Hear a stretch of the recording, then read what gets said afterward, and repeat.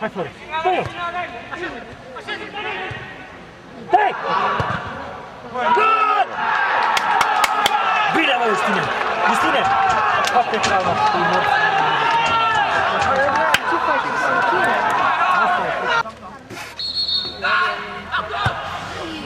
Gol! Gol!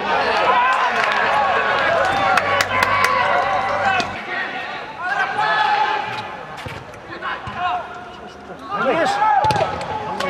Dai! Bine, mă!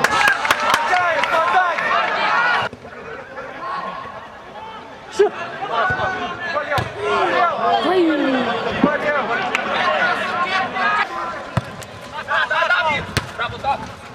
Hai! Du-te! Hai, mă! Șut! Gol! Ce-a făcut-o? Băi, ce-a făcut-o? Asta-i, bă! Ce-a făcut-o? Băi, luați un pic de acolo, plecați.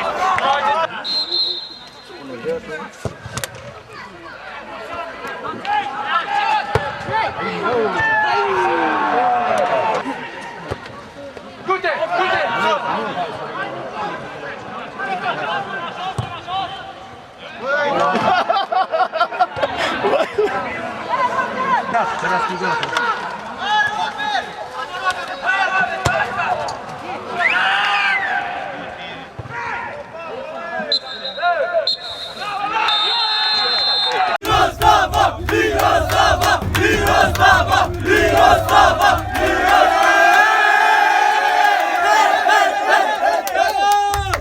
Dar revanșa, nu știu, la Cupa României probabil te referi. Sigur, în Cupa României a fost cu totul și cu altul meci. Știți foarte bine că am folosit toți jucătorii care nu jucaseră în campionat pentru a vedea jucătorii pe care ne putem baza pentru primul 11.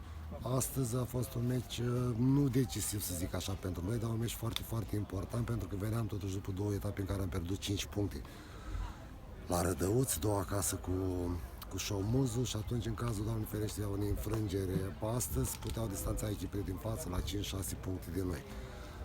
Băieții au înțeles mesajul, și-au dorit enorm, s-au antrenat foarte bine, ca de obicei, practic, și paza au muncit cu spor, ca să zic. De fiecare dată le-a străduit, dar astăzi cred eu că puteam să câștigăm meciul, adică să stăm mai fără emoții așa pe final, mai devreme, pentru că am condus eu prima repriză în majoritatea timpului, am avut câteva ocazii importante, bara lui Gianni Ungheanu, de exemplu. Important e că am câștigat, ne-am luat punctele, am reintrat în grupul fruntaș.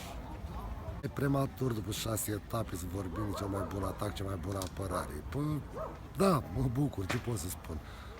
Important că am reușit să marcăm astăzi din nou 2 goluri, pentru că în afară de Rădăuț cam așa am marcat peste 2 goluri, deci 2 au fost minim și foarte îmbucurător faptul că nu am primit gol. În orice moment după eliminarea Valencianu, dacă primeam, de exemplu, un gol, se făcea 2-1, să crea poate din nou acea situație pe care am trăit-o la jocul Șomuz acasă, când la 2-1 ne-am dereglat, total eram înnebuniți și a venit și golul egalizator.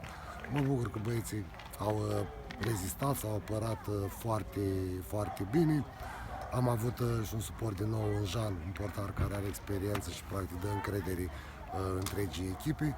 Și acum suntem și noi bucuroși după 2 etape în care am stat, să zic așa, cu nasul în pământ.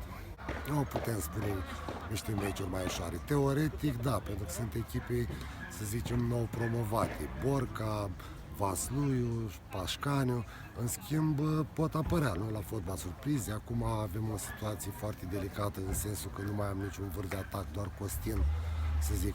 În rest, Nemțeanu a luat roșu acum, Kenneth a fost exclus din lot, Edi e accidentat. Deci va trebui să improvizăm, dar zic eu că avem jucători care se pot descurca pentru meciurile următoare. Da, mă bucur că am putut să-mi ajut apărarea.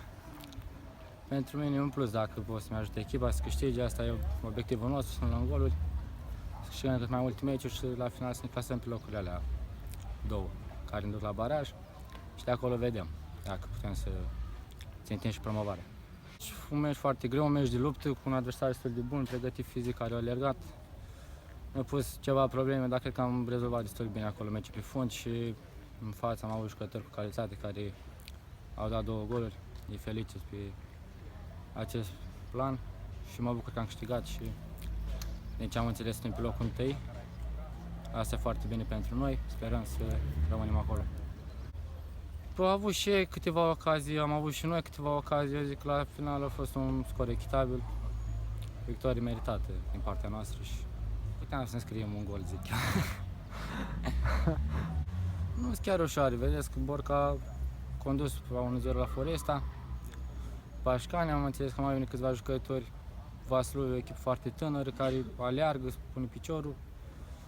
Na, la noi nu avem pe Nepi suspendat, meciul următor e din când ne lipsește și sperăm să alcătuim un prim 11 care să câștige toate cele 3 meciuri.